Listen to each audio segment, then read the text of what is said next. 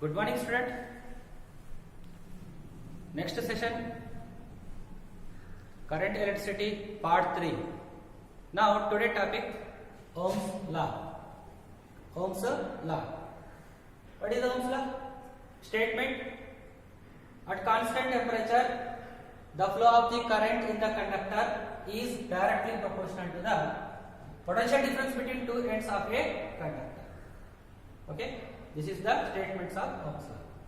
At constant temperature, the flow of the current in the conductor is directly proportional to the difference between two ends of a conductor. Okay, potential difference between two ends of a conductor. So V is directly proportional to I. Now V is equal to IR. R is represented proportional constant R, conductor of the resistance. Conductor of the resistance. Students, you have lot of information about that Ohm's law. Ohm's law बस इतना ही V is equal to IR बोले तो नहीं होता, इसके अंदर कई information मौजूद है, उसका मैं पूरा क्लियरली करूंगा. कॉन्सेप्ट ओरिएंटेड पे आपको पता. देखिए स्टूडेंट, पहले आपको ये समझना चाहिए कि ये होता है हायर पोटेंशियल, ये आके लोअर पोटेंशियल होता है. ये आके हायर पोटेंशियल होता है, ये आके लोअर पोटेंशियल होता है. तो higher potential minus lower potential करें तो क्या होगा हमको? Higher potential minus lower potential is equal to V की इक्वल करेंगे, यानी VA minus VB is equal to V. So V also represented potential difference between two ends of a conductor. So what about VA? VA is represented higher potential and VB is represented lower potential. The flow of the current of the path means flow of the current flow होने का जो path यानी point या position को ये होता है higher position, ये lower position. ठीक है, तो ये हमको डिफाइन करने के लिए इसको हम VA माइनस VB ले रहे हैं. तो अब इसको ऐसा भी लिख सकते हैं कि देखिए VA minus VB is equal to IR. ठीक है स्टूडेंट, VA माइनस VB किसकी इक्वल कर रहा है? V की इक्वल कर रहा है. V के प्लेस में हम क्या लिख सकते हैं? IR, यानी VA माइनस VB जैसा है वैसा लिखिए. ये V के प्लेस में हम क्या लिख सकते हैं? IR लिख सकते हैं. यानी ओम्स लॉ का फार्मूला ये भी होता है, VA minus VB is equal to IR भी हो सकता या V is equal to IR भी हो सकता है. ठीक है स्टूडेंट, तो और एक देखिए इसमें बहुत इंपॉर्टेंट पॉइंट है और एक कॉन्सेप्ट मैं बताना चाहता हूं. यहां पे देखिए स्टूडेंट, मैंने एक कंडक्टर ले लिया. ठीक है, मैंने एक कंडक्टर ले लिया. यहां पे पोटेंशियल डिफरेंस है VA is equal to V. At end A the potential difference is V. At end B of the conductor, potential difference will be also V and also V. So it can current be flow in this conductor? Current can be flow in this conductor. Means the potential difference, the potential at the two ends of a conductor remaining same. Current can be flow this conductor? यानी इस conductor के अंदर current flow हो सकता जबकि potential difference दोनों and के बीच में इक्वल था. तो अब इसके बारे में हमें डिस्कस करेंगे. ऐसे वाले क्वेश्चन बहुत होते हैं, कॉन्सेप्ट क्वेश्चंस होते हैं. तो देखिए स्टूडेंट, हमारा फार्मूला जनरल फार्मूला ये है, इसके अंदर ये वैल्यू पुट करेंगे. तो यहां पे देखा गया VA minus VB is equal to I into R. VA की वैल्यू किसको रिप्रेजेंट करती? V को रिप्रेजेंट करती. माइनस और VB की वैल्यू भी V कुछ रिप्रेजेंट करती, is equal to I into R. So what happened? It will be goes to cancel, so it becomes a 0. 0 is equal to I into R. So finally I is equal to 0 upon R. Therefore I is equal to 0. Hence no current will be flow when same potential is maintained at the two ends of a conductor. यानी दो conductor के बीच में potential difference same maintain करे तो current flow नहीं होता है. ठीक है स्टूडेंट, तो ऐसे वाले क्वेश्चंस भी आपको कॉम्पिटिटिव एग्जाम में पूछा जाएगा. तो कॉम्पिटिटिव एग्जाम में क्वेश्चन क्या पूछा जाएगा? देखिए, करंट फ्लो होना हो तो कंडक्टर में कंडीशंस क्या होना चाहिए. Okay, what is the condition to flow of the current in the conductor? Option 1, current will be flows from lower potential to higher potential. Option 2, current will be flows from higher potential to lower potential. Option 3, potential remaining same both ends of the conductor. Okay, potential. Okay, next last fourth option, none of the above. Okay, so option क्या है हमारा, current flow होना था conductor में, it maintain है one end is a higher other end is a lower, तो तभी current हमको फ्लो हो जाता है। तो ऐसे कॉन्सेप्ट हमको बिल्कुल ओम्स लॉ से हमें थोड़े कॉन्सेप्ट सीखना चाहिए और इसके अंदर क्या हुआ इसके बारे में हमने मालूम करना जरूरी है। तो देखिए स्टूडेंट, यहाँ पे हमने देखा VA और VB, इन दोनों में हमको कहीं भी इंफॉर्मेशन कहीं पे भी हमको इसका जो फार्मूला मैंने बनाया था V इक्वल टू IR, यही फार्मूला बेस पे मैंने यहाँ पे डिफाइन किया, यानी इसके जितने भी कॉन्सेप्ट होते हैं हम इसका अंडरस्टैंड करेंगे वन बाय वन। ठीक है, ओम्स लॉ सिर्फ V इक्वल टू IR कुछ परमानेंट नहीं हो रहा है, इसके अंदर कई कॉन्सेप्ट मौजूद है। देखिए स्टूडेंट, ये भी देखा जा रहा था एट कांस्टेंट टेम्परेचर, अगर मैं इसको कांस्टेंट टेम्परेचर हटा दिया, टेम्परेचर में कांस्टेंट नहीं मेंटेन करूंगा, तो क्या करेगा, क्या ओम्स लॉ हो जाएगा? बिल्कुल नहीं होगा। ओम्स लॉ यहाँ पे V इक्वल टू IR होता नहीं होता, तो ये ऐसी सूरतें भी हमको देखना पड़ेगा। तो हम स्टेटमेंट में कांस्टेंट टेम्परेचर बोल के जोर जोर डाल के दबाव डाल के उसके बारे में एक्सप्रेस करके हम स्टेटमेंट को बोला जा रहा है। तो इसी तरह से यहाँ पे कांस्टेंट टेम्परेचर के बजाय मैंने टेम्परेचर को राइज कर दूंगा या टेम्परेचर को वेरिएशन में ला दूंगा, तब ओम्स लॉ क्या एप्लीकेबल होता नहीं होता। तो ऐसे कंडीशंस भी, ऐसे कॉन्सेप्ट भी हमको जरूरी डिस्कस करना पड़ता है। तो यहाँ पे देखेंगे तो हमको टेम्परेचर कांस्टेंट नहीं मेंटेन करेंगे तो हमको ओम्स लॉ नहीं आता है, यानी ओम्स लॉ को ओबे नहीं कर पाएगा। क्यों नहीं कर पाएगा? आपको मालूम है कि जैसा कि इसके अंदर करंट ट्रैवल कर रहा तो ये क्या करता है, हीट को प्रोड्यूस करने लगता है। ऐसे कई सारे कंपोनेंट्स है जो ओम्स लॉ को ओबे नहीं करते हैं, उसको बोला जाता है नॉन ओमिक रेजिस्टेंस बोला जाता है। जो ओम्स लॉ को ओबे नहीं करते उसको बोला जाता है नॉन ओमिक रेजिस्टेंस, जो ओम्स लॉ को ओबे करते हैं उसको बोला जाता है ओमिक रेजिस्टेंस बोला जाता है। ठीक है स्टूडेंट, तो what is the ohmic resistance, what is the non ohmic resistance? Which obey the Ohm's law is called A ohmic resistance, which does not obey the Ohm's law is called a non ohmic resistance. ठीक है, तो at constant temperature में जो भी होता है वो पूरे क्या होता है, ओमिक रेजिस्टेंस ही कहलाते हैं। जो कांस्टेंट टेम्परेचर नहीं मेंटेन करते हैं, माने other than constant temperature, that is called non ohmic resistance होते हैं। ठीक है स्टूडेंट, तो Ohm's law is valid for both वो लीनियर एंड नॉन लीनियर, दोनों को भी ये वैलिड है।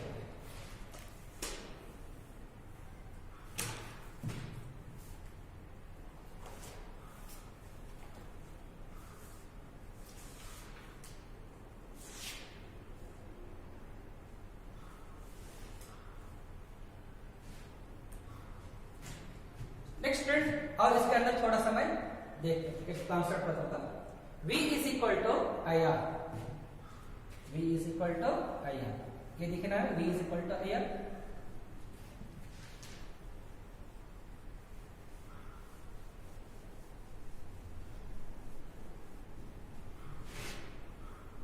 V is equal to IR, ये आपको valid for both linear and non-linear conductor।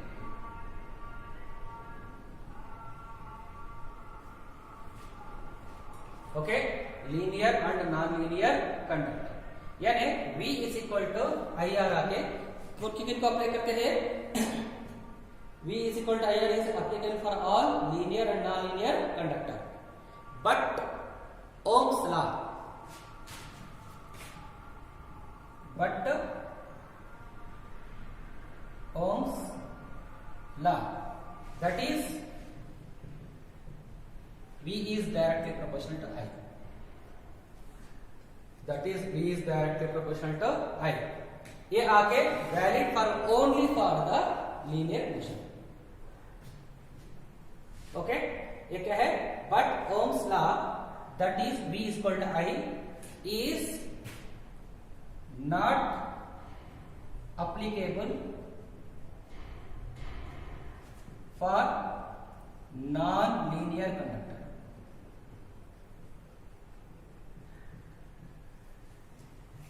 ठीक है स्टूडेंट, तो यहां पे देखिए थोड़ा ऊपर लिख लेता हूं, क्या रहे, but Ohm's law, that is V is directly proportional to I. V is directly proportional to I is not applicable for non-linear conductor. ठीक है स्टूडेंट, तो V इज डायरेक्टली प्रोपोर्शनल आई आके नॉन लीनियर कंडक्टर के कभी भी ओबे नहीं करते, ओम्स लॉ कभी भी ओबे नहीं करते, इसको बोला जा रहा है ओमिक रेजिस्टेंस बोला जा रहा है। जो ओम्स लॉ को ओबे करता है उसको जो ओम्स लॉ को ओबे नहीं करता उसको नॉन ओमिक रेजिस्टेंस बोला जा रहा है। उसको क्या है, ये क्या होता है, नॉन ओमिक रेजिस्टेंस कहलाता है। ठीक है, अगर V इक्वल टू I को सेटिस्फाई करता तो वो ओमिक रेजिस्टेंस होता है। ठीक है स्टूडेंट, तो हमने इसके बारे में थोड़ा डिस्कस कर दिया। तो चलिए स्टूडेंट, हम इसका थोड़ा सा और एक कॉन्सेप्ट देखेंगे। यहाँ पे देखा गया तो इसका आप देखिए, इसका एक इक्वेशन के उत्तर पे जैसे कि डायरेक्टली प्रोपोर्शनल है, तो डायरेक्टली प्रोपोर्शनल तो इक्वेशन कैसा लिखना है, इसको इक्वेशन कैसा बनता देखिए इसका, डायरेक्टली प्रोपोर्शनल रहा तो इक्वेशन कैसा बनेगा इसका, अब इसके बारे में थोड़ा मैं डिस्कस करेंगे। इक्वेशन कैसा बनना है, इसको कैसा करना है, अब देखिए student, V is directly proportional to I। अब इसको मैथमेटिकल एक्सप्रेशन का इक्वेशन बनाना है, V1 upon V2 is equal to I1 upon I2। V1 upon V2 is equal to I1 upon I2। तो देखिए स्टूडेंट, यहाँ पे मैंने आपको इसके जो कंटेंट है मैं आपको यहाँ पे बताऊंगा, यानी आपको एक कंडक्टर लेना है। ठीक है, यहाँ पे देखिए इसका पोटेंशियल डिफरेंस है V1 है, इसका अंदर करंट क्या है, I1 है, इसका रेजिस्टर है R है, बिल्कुल R है, क्या है रेजिस्टर इसका R है। तो आप एक और एक कंडक्टर सेम लेंथ वाला, सेम रेजिस्टेंस वाला, यानी सेम रेजिस्टर इसका R है, इसका अंदर करंट कितना फ्लो हो रहा है, आपको फ्लो कितना हो रहा है, I2 हो रहा है। तो पोटेंशियल डिफरेंस कितना है इसका, V2। तो अब ऐसी सूरत में ए फार्मूला आपको अप्लाई करना है, क्या देंगे ना, सेम कंडक्टर, क्या होता है conductor, okay, I take a conductor,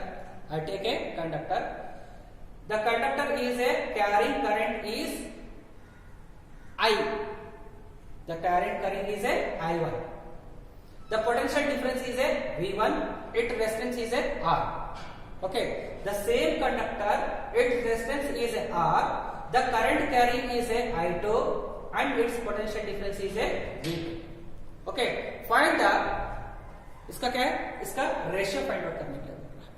तो रेशियो फाइंड आउट करने के लिए क्या होता है आपको, V1 upon V2 is equal to I1 upon I2। तो कैसे देगा इसका, देखिए आपको ये रेशियो फाइंड आउट करने का एक मेथड होता है। कैसा होता है, देखिए एक conductor carrying current is 2 ampere,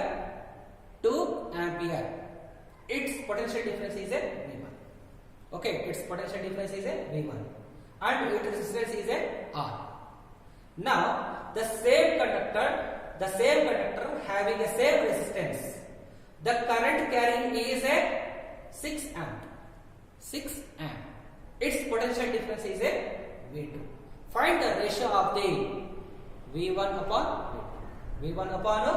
क्या बोल रहे हैं, V1 की वैल्यू क्या दिया था पहले उन्हें, V1 की वैल्यू क्या दिया, 2 एम्पियर, I1 की वैल्यू कितना दे दिया, I1 की वैल्यू 2 एम्पियर दे दिया, I2 की वैल्यू कितना पूछ रहा है आपको, 6 एम्पियर दे दिया, कितना 6 एम्पियर दे दिया। क्या पूछ रहा है हमें, आपका दोनों का V1 और V2 का रेशियो पूछ रहा है।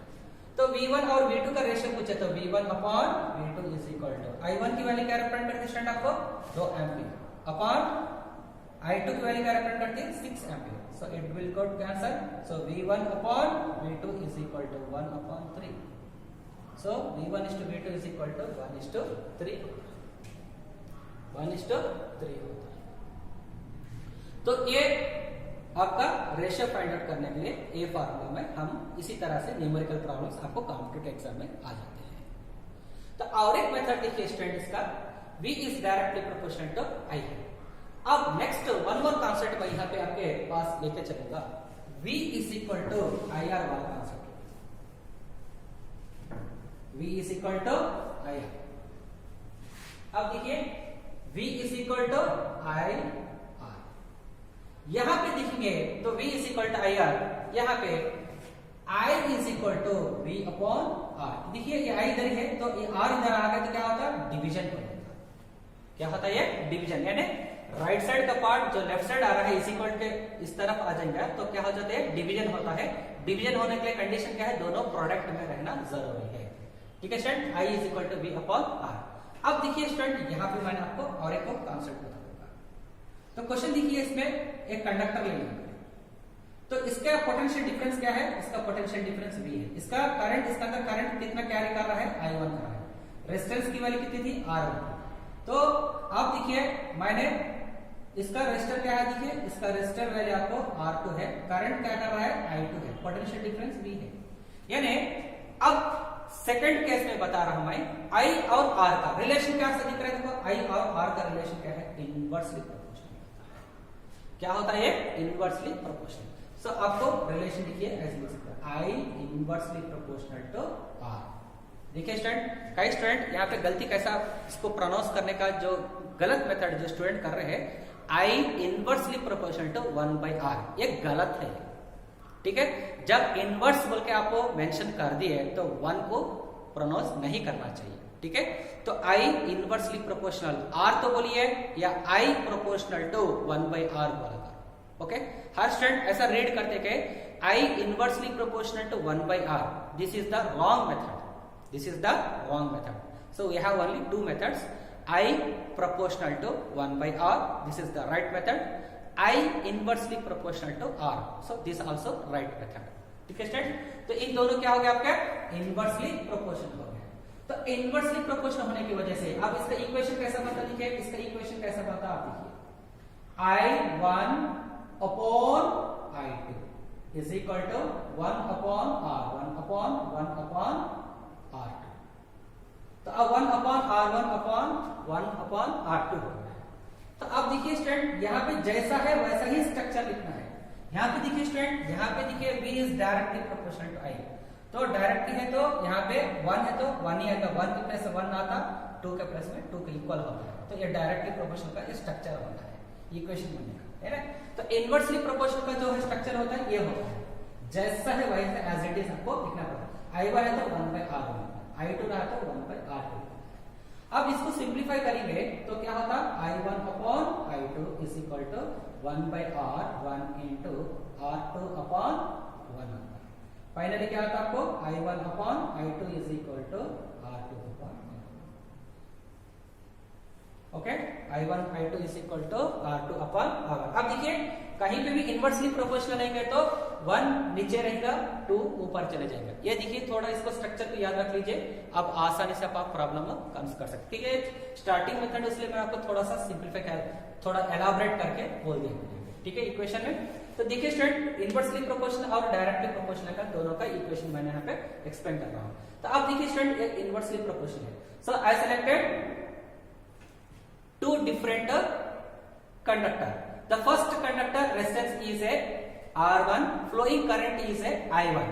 The potential difference remaining a V. Okay, remaining a V. Next, one second conductor, its resistance is a R2. The flow of the current in the second conductor is a I2, but maintain the same potential difference. So I is equal to V/R. According to this equation, I is equal to V/R. So I is inversely proportional to R. I is inversely proportional to R. So I1 by I2 is equal to 1 upon R1 upon 1 upon R2. So finally we got I1 upon I2 is equal to R2 upon R1. तो अब problem में numerical problem कैसा देगा, देखिए student numerical problem. Sir 2 conductors resistors are 2 ohm 4 ohm respectively। क्या दे रहा आपको, 2 ohm 4 ohm respectively, 2 ohm 4 ohm respectively।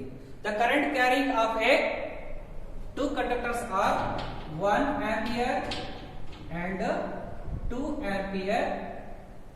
Okay, to maintain a circuit. देखिए, two conductor resistors are 2 ohm, 4 ohm respectively to maintain a same potential difference. Find the ratio of the current I1 upon I2.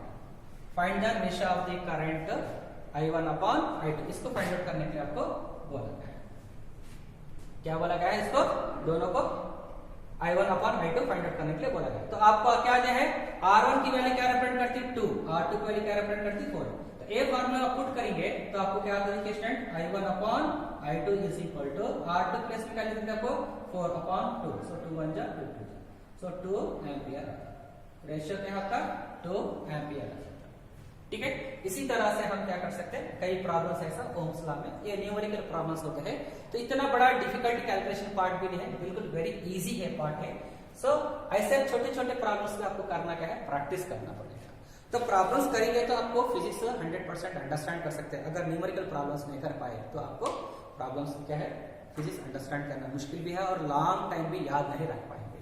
ठीक है student, तो problems compulsory आपको कीजिए।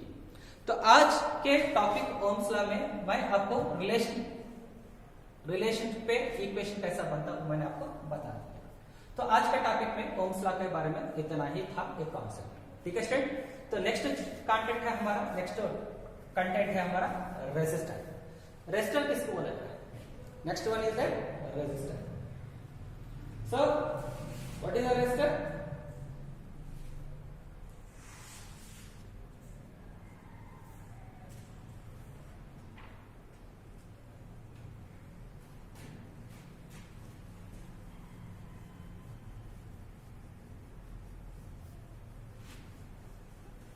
Next is a resistance.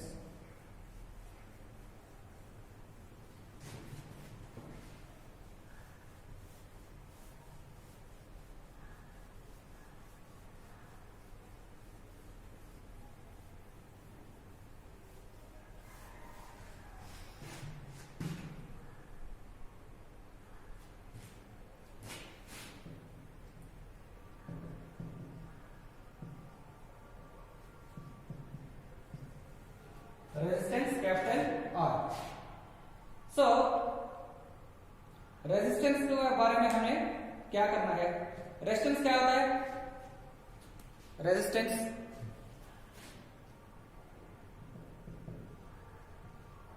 Capital R is equal to V upon I। तो यहां पे देखिए the ratio of the potential difference to the flow of the current in the conductor is called a resistance. ठीक है, resistance का माना क्या है, which is oppose the flow of the current, which is the oppose the flow of the current is called a resistor. Resistor का काम ही वही है कि करंट को अपोज करना है, यानी जो करंट ट्रैवल कर रहा है रेजिस्टर के अंदर उसको क्या करता है, वो रोकने के लिए कोशिश कर रहा था। ठीक है, उसको बोला जाता है रेजिस्टेंस। तो यहां पे देखिए स्टूडेंट, मैं रेजिस्टर का सिंबल ड्रा करूंगा। सिंबल, रेजिस्टर का सिंबल क्या है, इसको रेजिस्टर, ये क्या है, रेजिस्टर का सिंबल, इसको बोल जाते हैं फिक्स्ड रेजिस्टर। फिक्स्ड रेजिस्टर, इसको क्या बोलते हैं स्टूडेंट, इसको बोलते हैं वेरिएबल रेजिस्टर।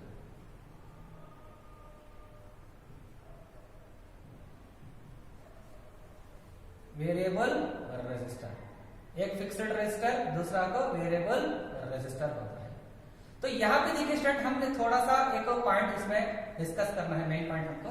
ये क्या करता है, करंट को हमेशा क्या करता है, अपोज करता है। तो अब देखिए स्टूडेंट, मैंने आपको एक छोटा सा इंफॉर्मेशन दिया था, इन दोनों के बीच में रिलेशन बना रहा हूं, किसका किसका, R और I का। R और I का रिलेशन क्या बनता है, आप ही बोलिए। So R is inversely proportional to I, therefore V is equal to constant। V is equal to constant put करें तो R is inversely proportional to I, यानी if a conductor resistance is increases, through the conductor current flow is decreases। यानी एक conductor है, एक conductor का resistance है R value, ठीक है, इसके अंदर R इंक्रीज हो गया, यानी R इंक्रीज हो गया तो करंट क्या होता, डिक्रीज होता। सो आई करंट क्या होता है, डिक्रीज हो जाता है, करंट डिक्रीज होता है, इसलिए बोलते हैं इसको इनवर्सली प्रोपोर्शनल बोला जा रहा है। इसको क्या बोला जा रहा है, इनवर्सली प्रोपोर्शनल बोला जा रहा है। ठीक है स्टूडेंट, तो अब देखिए स्टूडेंट, अगर आपका रेजिस्टेंस वैल्यू यानी resistance R is decreases, R is a decreases, hence current is a increases. अब बताइए, the resistance of the conductor is decreases and the flow of the current in the conductor will be increases. So ये दो relation base पे हमें ज्यादा focus करना पड़ता है। ठीक है स्टूडेंट, तो यहाँ पे देखिए स्टूडेंट, मैंने इसके बारे में थोड़ा कॉन्सेप्ट बताऊंगा कि फिक्स्ड रेजिस्टर है या के वेरिएबल रेजिस्टर। वेरिएबल माने इसकी वैल्यू क्या होती है, बार बार चेंज होती है। फिक्स्ड रेजिस्टर माने फॉर एग्जांपल 2 ओम होता है, ये 2 ओम होगा तो रेजिस्टर की वैल्यू हमेशा के लिए 2 ओम ही रहेगा। आगे फिक्स्ड वैल्यू माने फॉर एग्जांपल मैंने 4 ले लिया, 4 फिर क्या हो जाती है, 5 हो सकता है, 6 हो सकता है, या 2 हो सकता है, या 1 हो सकता है, 1.8 हो सकता है, यानी इसकी वैल्यू हमेशा के लिए कभी भी कांस्टेंट नहीं हो पाती। तो ये क्या होता है, हमारा वेरिएबल रेजिस्टर होता है। तो रेजिस्टर में हमें मेन पॉइंट समझना चाहिए, the cause of resistance in metallic conductor. Okay, cause of resistance in a metallic conductor. Student यहां पे देखिए student, cause of a resistance in a metallic conductor, when a potential difference is applied across conductor, then electric field is set up in which free electron gets accelerated, as a result they collide against the ions and atom, and their motion is those opposed. This opposition offered by the ions and atom due to collision is termed as the resistance of the conductor. यहां पे देखा गया student, मैं आपको content बता चाहता हूं कि cause of resistance in metal conductor. मैं यहां पे एक मेटल कंडक्टर ले लूंगा, क्या ले लूंगा, आपको एक मेटल कंडक्टर। तो मेटल कंडक्टर ले लूंगा, इसका नाम है मेटल कंडक्टर।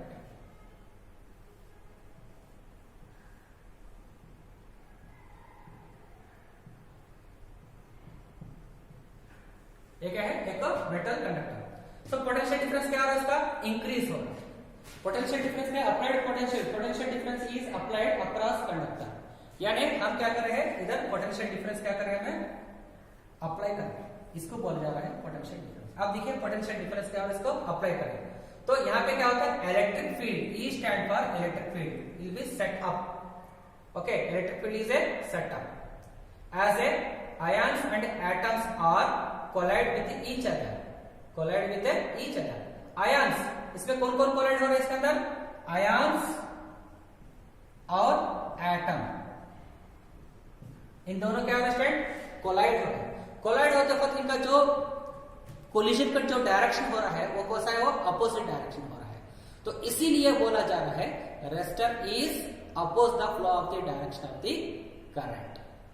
ओके, अब resistor is always oppose the flow of the current. Okay, तो ये है मेन रीजन, आपको फ्लो ऑफ द करंट को ये अपोज क्यों कर रहा है resistance.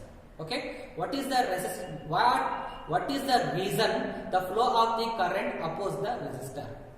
Okay, only one thing, in metal conductor, in a metal conductor the potential difference is applied across the metal conductor, the electric field is set up, electric field is set up in which free electron gets accelerates, as a result they collide against the ions and atom। यहां पे देखिए student, ये free electron है, ये क्या है आपका free electron, इसको बोला जा रहा है फ्री इलेक्ट्रॉन। ओके, मैं इसको ले रहा हूं आयंस। ओके, ये है आपका एटम। ओके, एटम है, तो ये फ्री इलेक्ट्रॉन जाके आयन से और एटम से क्या होता है, कोलिजन करता है। कोलिजन करते वक्त को होता हो, it will be against the flow of the direction of the electron, against the flow of the direction electron में इन दोनों के बीच में क्या होता है, कोलिजन होता है। तब उसको बोला जा रहा है the flow of the current is oppose the resistance, the flow of the current will be oppose the flow of the resistance. यही मेन रीजन हमारा रेजिस्टेंस अपोज करने का तरीका है। ठीक है स्टूडेंट, ये को आपको इंपॉर्टेंट है। तो आपको बोलेंगे क्वेश्चन क्या पूछता है, what is the reason the flow of the current oppose in resistor. तो आपको ये बोलना चाहिए कि रीजन है कि the electron is accelerated as the resultant free electrons are collide with the ions and atoms in opposite direction, बस इतना पॉइंट्स आप याद रख लीजिए, आपका आंसर में जो टिक है वो इसको कर दीजिए। ठीक है स्टूडेंट, और एक बार मैं रिपीट कर रहा हूं पॉइंट को कि रेजिस्टर को क्यों अपोजिट करंट फ्लो करने में रोकता है ना, अपोज कर रहा है, रेजिस्टर करंट को अपोज क्यों कर रहा है। तो रीजन ये है कि द इलेक्ट्रॉन इज एक्सेलरेटेड, किसकी वजह से एक्सेलरेटेड होता है, इलेक्ट्रिक फील्ड की वजह से। इलेक्ट्रिक फील्ड कैसे मिल रही है, जैसा कि potential difference applied across the conductor, potential difference is applied across the conductor.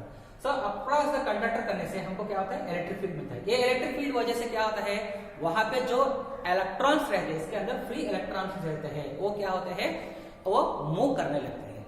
क्या करने लगते हैं, मूव करने लगते हैं। जब ये मूव करते वक्त कंडक्टर के अंदर हमारे पास क्या क्या रहता है, आयंस और एटम रहते हैं, ये दोनों जाके उसको क्या करते हैं, कोलिजन करते हैं।